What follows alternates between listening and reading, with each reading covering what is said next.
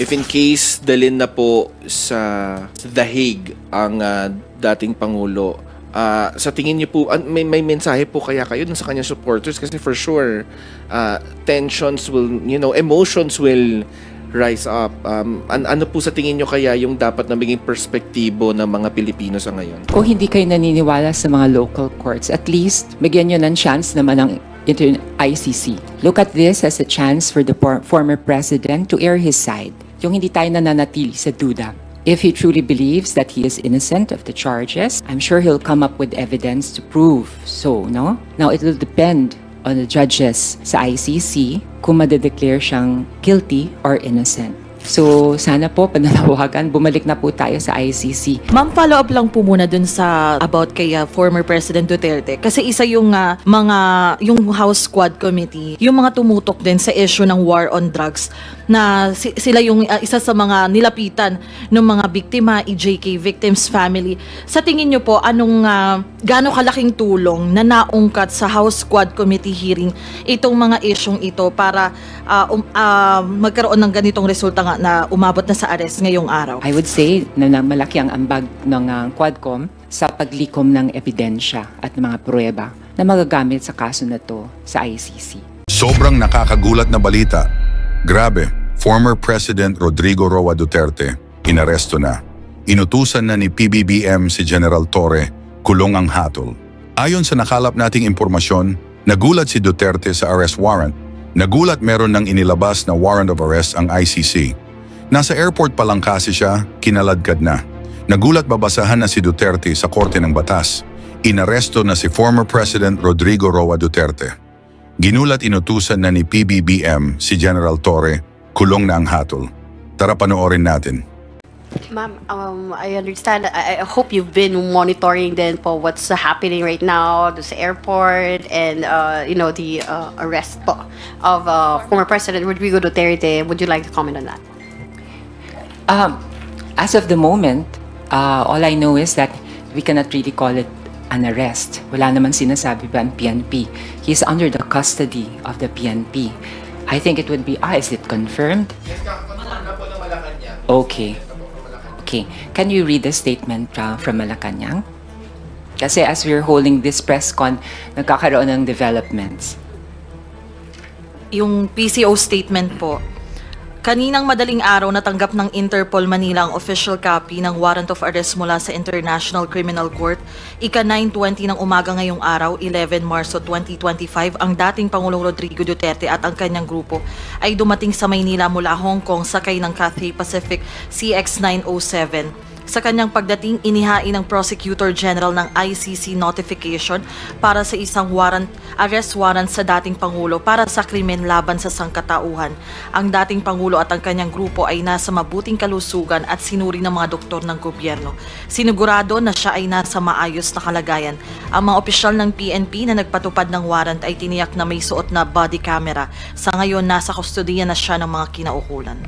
Okay, so it's officially confirmed. It's an arrest by the PNP in collaboration, I would say, with the Interpol, acting upon a warrant of arrest issued by the ICC on charges of crimes against humanity.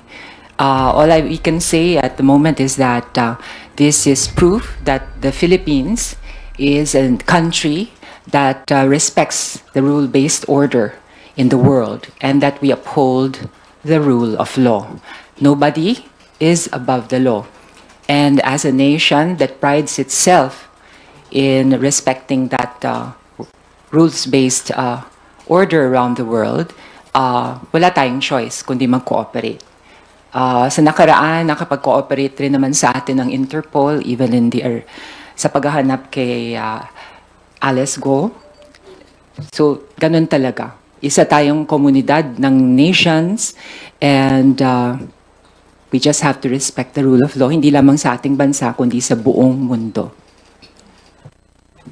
Ma'am, si former President Rodrigo Duterte po would sit as one of the legal counsel po ni VP Sara Duterte if mag-start na raw po yung impeachment trial. How would this affect po maybe the defense or the camp of VP Sara Duterte?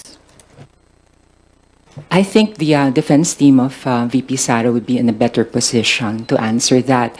I would surmise that they would find another person. Hindi lang naman si former president ang nag-volunteer na tumayo bilang abogado ni VP Sara doon sa impeachment trial. Marami sabi nila na abogado rin. So I think sila dapat na maglinaw nito.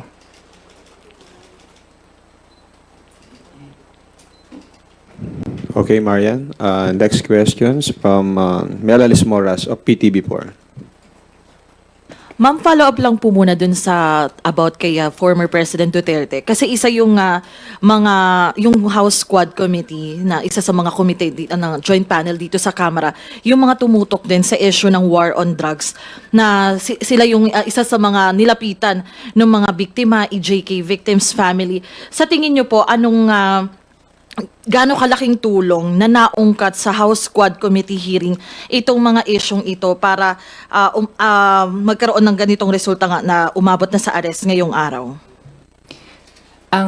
Ang investigasyon doon sa partisipasyon ng dating Pangulo sa mga alleged crimes against humanity doon sa war against drugs, lalong-lalo doon sa mga extrajudicial killings, actually nag-start yan as early as January or February of 2018.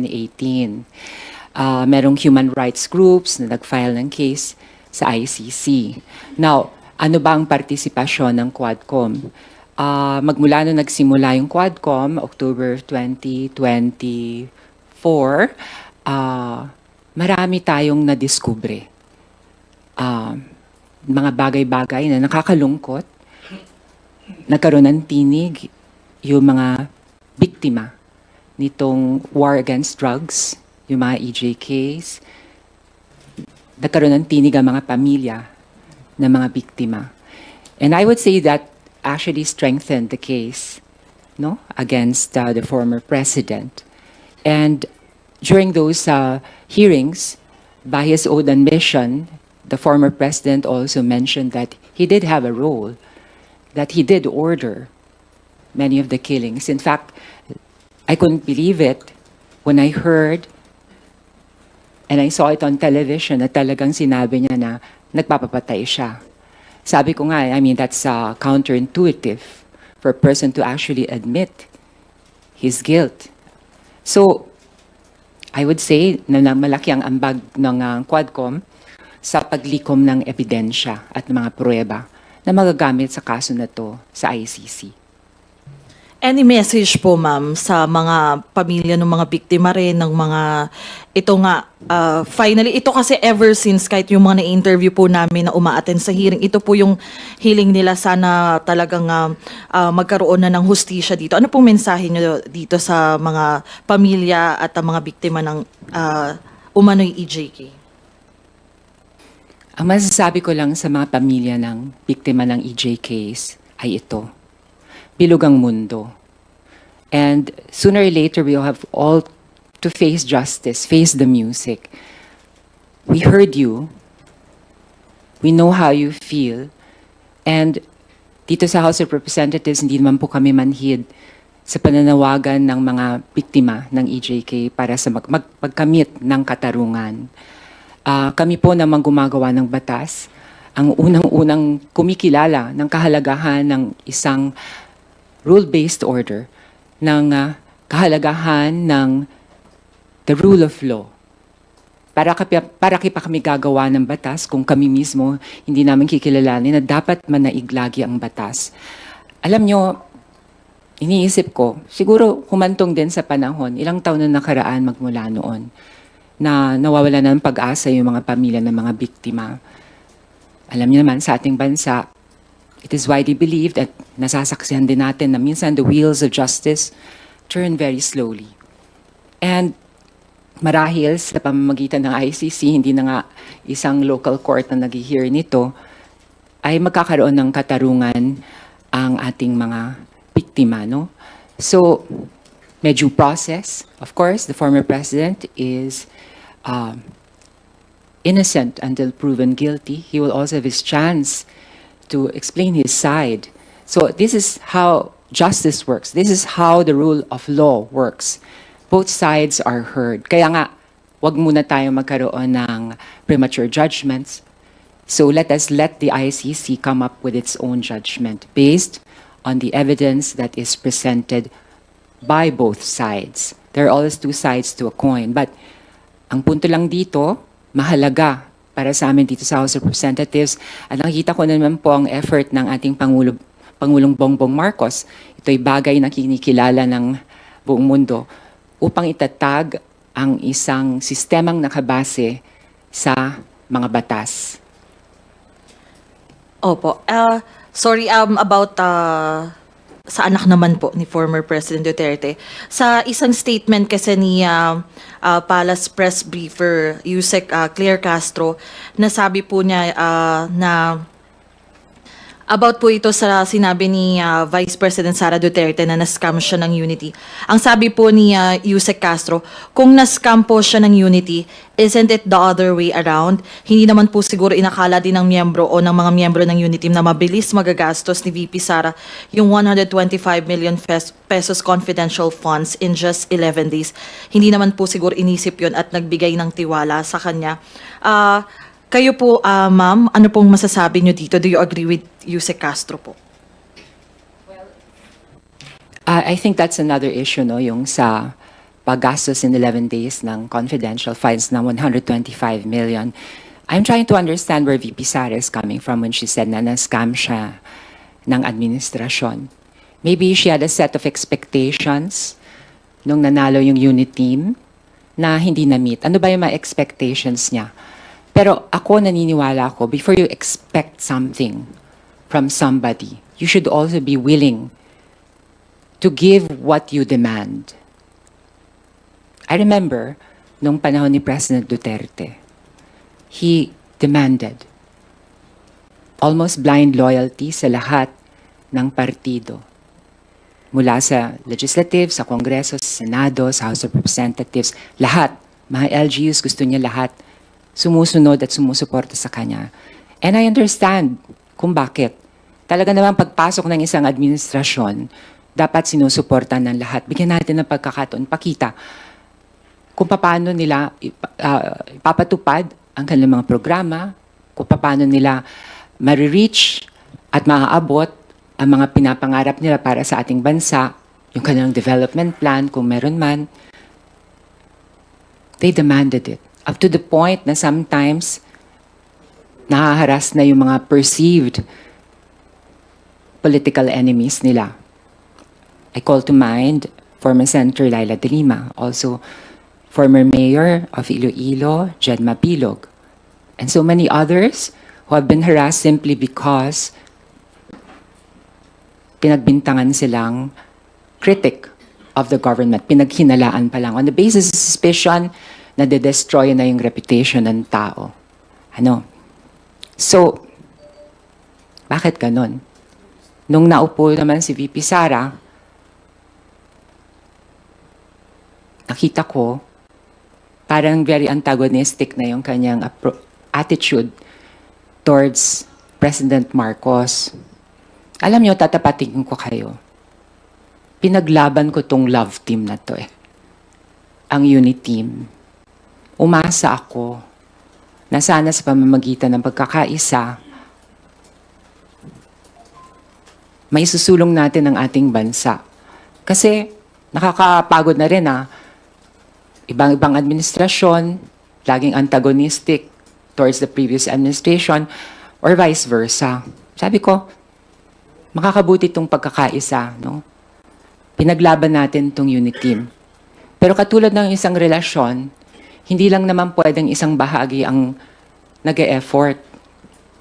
Nakita ko naman, may effort kay Pangulong Marcos to incorporate and to involve VP Sara. She was given so many prerogatives, even beyond her position as Vice President, in recognition of her position, out of respect for her position. Pero anong sinukli? Bigla na lang may investigation ng mga senador na aligned with the Vice President kung gumagamit ng droga ang ating presidente. Saan ka naman nakarinig ng ganon? What if that happened during the previous administration? That was unimaginable, di ba? Pero ang bait ng Pangulo, tumahimik lang siya. Maybe hoping na baka naman mag-reach out sa kanya si VP Sara. Ganun ang relasyon, umaasa ka pa rin eh. Tapos, the next thing I know, napagmas na naman natin, she was already making declarations na gusto daw niyang pilipitin yung leeg ng Pangulo. Dahil hindi daw nagbigay ng relo doon sa isang graduation. Bakit trabaho ba ng presidente mamigay na relo? What if regalo ng misis niya yun? Lagot siya pag pinamigay niya yon, diba? Napakababaw na dahilan. Tapos, humantong na sa puntong pati buhay ng Pangulo. Pinagbabantaan. Pati ng kanyang asawa. Pati ni Speaker Martin. I mean, tapos ngayon nagdademand ka.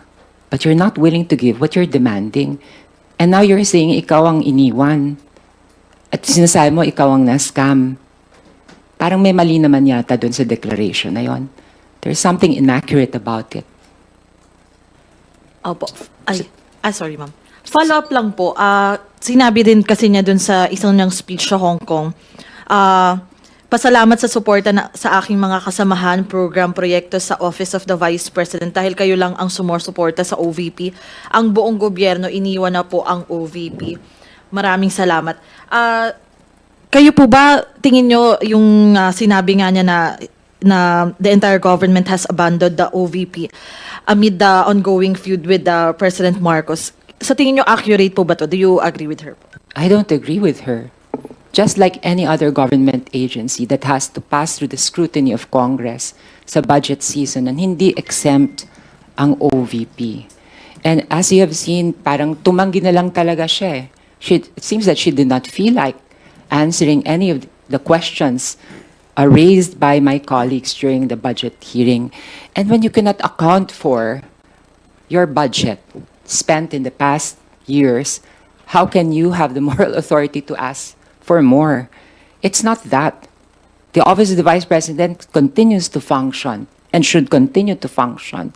I remember former VP Lenny, her office functioned with a much less budget, a smaller budget than what VP Sara has received. And alam nyo, ang trabaho naman talaga ng Vice President is basically to be there in case incapacitated ang President o mawala ang Pangulo. So, binigyan siya ng functions that go beyond her real functions as stated by the Constitution. And she should have been thankful for that. So, kung merong bare minimum na tanggap ang Office of the Vice President, that hardly constitutes abandonment because it will continue to function and follow its mandate based on the Constitution. Okay po. Thank you so much. Thank you, Mela. Sandro Chona from Billionaire TV. Hi ma'am, good morning. How do we make out na today, this month is Women's Month and merong allegations of the former president being a misogynist and mothers suffering after losing their children because of the drug war. Can we consider it as a big win, or can we consider it as a win knowing that yung may mga allegations nga na ganun po sa former president and being arrested today?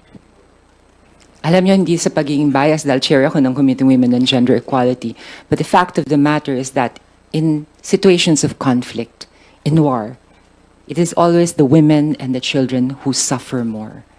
And I believe nothing can surpass the pain of a mother losing a child.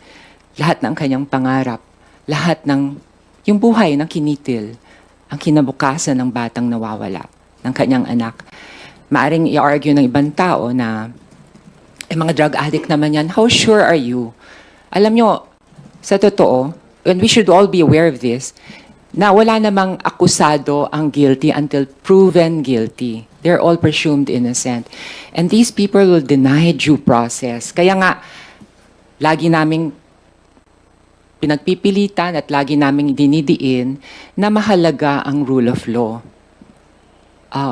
Alam nyo, nung panahon ng war against drugs, maraming Pilipino ang tila bagang sumusuporta dito. And maybe this is born out of frustration dahil marami siguro nabibiktima rin ng mga drug addicts, no? But, that said, dapat din natin malaman na meron namang pamamaraan na sang-ayon sa batas na maaring gawin upang labanan ang droga. Hindi naman pwedeng you'll totally ignore our existing laws, the judicial process, just so you can obtain your goals. The end does not justify the means. And alagay ko napapatunayan naman natin yan ngayon eh. There are other ways of fighting against drugs. And in fact, I think mas long-term ang results kapag faceted and multi-pronged ang approach natin. It's a matter of values education, also fighting poverty. It's also about more information dissemination, more awareness campaigns. And of course, ang ating kapulisan. Alam nyo, naniniwala ako sa dangal ng mga pulis eh. When you turn the police force into just I don't know, guns for hire, nakaka-insulto yun sa dangal ng mga pulis. Alam nyo, mataas ang tingin natin sa ating kapulisan. Tanungin nyo ang mga ordinaryong mga batang Pilipino, anong gusto mo anak pagtanda mo? Anong sagot? Gusto ko maging police, nay. Gusto ko maging police, tay. Why? Because superhero sila sa mga mata ng bata. And this is precisely the reason why we cannot turn our police force into private army na mga guns for hire that will carry out your orders that are in obviously violations of our existing laws. So mabalik ako sa tanong mo, no, tungkol sa Women's Month at mga kababaihan. I think this is also a moral victory for women, especially for those mothers, for those wives, for those daughters who have lost a loved one because people have decided to ignore the rule of law.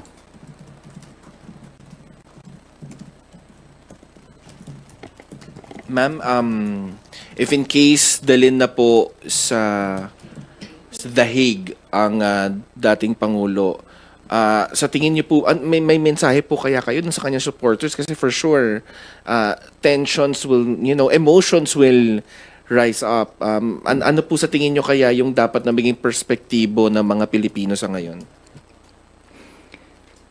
Kung hindi kayo naniniwala sa mga local courts, at least, bigyan nyo ng chance naman ng ICC. Look at this as a chance for the former president to air his side. Yung hindi tayo nananatili sa duda. If he truly believes that he is innocent of the charges, I'm sure he'll come up with evidence to prove so, no? Now, it will depend on the judges sa ICC kung madedeclare siyang guilty or innocent. So let's give time to due process also. And you just have to trust the process too. Ma'am, hindi rin po ba ironic na we're giving the person who deprived due process to a lot of Filipinos who died during the war on drugs, and yet we're giving him all the due process right now? How do we make out of that? Well, because we always have to take the higher moral ground. If as a nation and as a government, we claim to respect the rule of law, then we should be the first ones to observe it. Naniniwala ako na when we say na kailangan may due process, kailangan may rule of law, igagalang din natin ito. At sabi ko nga, the former president is innocent until proven guilty. Let the ICC do its work. The president, I'm sure, the former president has a team of lawyers as well, and whatever evidence he will want to present, he will do it at the ICC. So, masakla pakinggan, di ba, na parang it's ironic, pero hindi tayo ganon. We take the higher moral ground, and this is the only way we can have moral authority to actually talk about the rule of law when we actually practice it. Thank you, ma'am. Thank you, ma'am. Thank you, Sandro. Earl Tobias from IBC 13. Ma'am, good morning. Ma'am, with the arrest of FPRRD, in your point of view po, what does this mean naman dun sa mga sangkot na dun sa kanyang eskema o polisiya na nadiskubre na rin ng Quadcom? We have Garma, we have Grijaldo, na of course iniimbestigahan pa rin and pinag-aaralan yung ilang case build-up with them in our local law enforcement, national law enforcement naman. Ano po kaya sa tingin ninyo yung president na sineset nito? Does this mean na parang kung si FPRRD nga hindi nakalusot sa rule of law, of course dapat in common sense dapat yung mga sangkot din sa polisiya niya may imbestigahan, ma'am? Yes, everybody who was involved in that war against drugs and the EJ case may have some degree of culpability. And but what comes to mind right now is yung command responsibility. You know, there are claims that guilt is only personal, but what about, I don't know, in cases like kidnapping, hindi ba ang mastermind meron ding degree of culpability? The brains behind that policy, the man who designed that policy, dapat meron siyang responsibility rin sa usapin na ito. Now, with regards to the others, I don't know, nandiyan din yung ating mga local prosecutors. Usually kasi nariningan kong mga kaso sa ICC is yung mga prominent figures talaga eh. Even dun sa mga war crimes, usually mga national figureheads.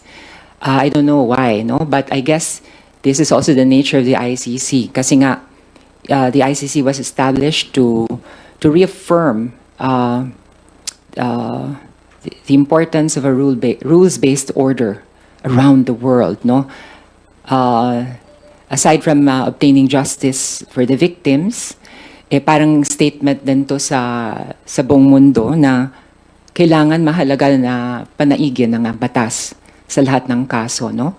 Kung tayo ay civilized country, kung tayo ay civilized community of nations.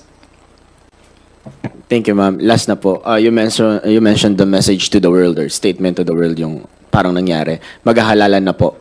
Ano rin kaya yung mensahe na pinapakita nitong nangyaring arrest warrant against FPRRD? Specifically, siguro dun sa mga iba pa na balak ding may sariling pulisiya na gawin na medyo taliwas dun sa ina-advocate ng Pilipinas na human rights dapat yung nananaig, ma'am.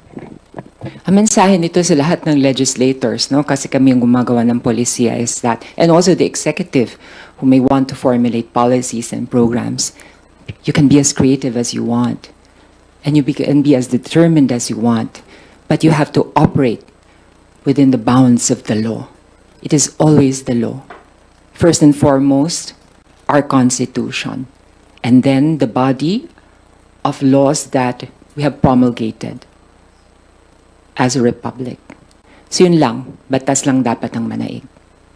Yun ang message ko. And also, I have a message for voters, ano?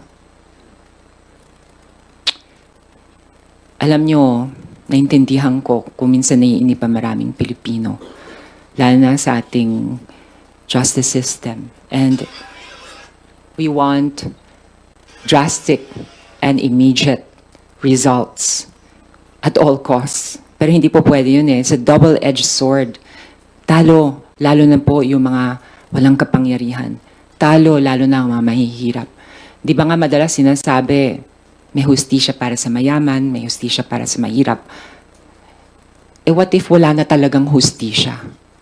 Kaya ako natutuwa rin sa mga developments, hindi lang sa kaso na to, but in general, pag nakakita ko ng mga kasong nabibigyan ng hustisya, ng katarungan, under this administration, at least I see great efforts on the part of the President to promote a culture of respect for the law and to establish the rule of law in a country which otherwise would be chaotic. Mga kababayan, ang isang bansang walang batas at walang rule of law ay parang wild, wild west. Anything goes. Anybody can take justice with his or her own hands. Maraming magkakaroon ng karahasan, pagpatay, at mas lalong maaapi ang mga mahihirap. Kaya kailangan natin ng ating mga batas. At syempre pananawagan na rin sa ating justice system, bilis-bilisan nyo naman, mga dear. Dahil nakaka-frustrate din pag mabagal ang hustisya. Thank you, Earl. Anything you'd like to ask? If there are no further questions, we will invite Ma'am Geraldine to give her closing or final remarks.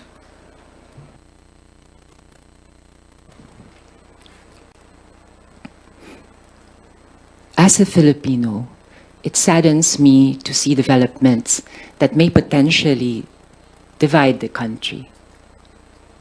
But as a public servant and as a legislator, I realize that these developments are but natural consequences of the decisions of the parties involved to carry out policies that operated outside the boundaries of the law. And this cannot be tolerated. As a legislator and a public servant, kinakailangan po naming i-uphold ang rule of law. Bagamat maaaring hindi mag-agree ang mga ilang tao sa aming postura, sa aming stand, wala po kaming choice, kundi sundin ang ating saligang batas, ang ating mga batas. At bilang bansa na rin, ang Pilipinas ay dapat magpakita na mayroong rule of law. Alam nyo, may nakausap ako mga investors. Ang sabi nila, ang problema namin, pag nakikita namin ang isang bansang walang rule of law, natatakot kami. Kasi arbitrarily, the laws are applied or not, wala kaming kasigurahan, wala kaming stability. And even from an economic point of view, the rule of law attracts investors and provides a secure and safe climate for potential investors. Now, as a nation also, I think this is just a personal suggestion. Lumabas tayo unilaterally from the ICC. I think it's about time bumalik tayo sa ICC. At ipakita natin sa buong mundo na ang itong bansang ito ay gumagalang sa ating mga batas at sa mga international laws. Wala pong masama doon, mga kababayan. Ang batas, ang ating tanging sandigan at proteksyon sa pang-aabuso, pati namin nasa mga posisyon ng kapangyarihan. Ito lamang ang kasiguruhan na merong pagbabatayan ang ating mga hukuman upang bigyan tayo ng katarungan kung tayo ay naapi o naagrabyado. So sana po pananawagan, bumalik na po tayo sa ICC. We pride ourselves as a nation that recognizes a rule-based order around the world, then let's walk the talk. Let's go back to the folds of the ICC because naniniwala ko wala naman dapat tayong ikatakot. Dahil naniniwala rin po ako ng ating Pangulo ay desidido na i-uphold ang rule of law at wala siyang itatago. Yun lang po. Ngayon, ikaw, bilang Pilipino, ano ang masasabi mo at reaksyon sa balitang ito?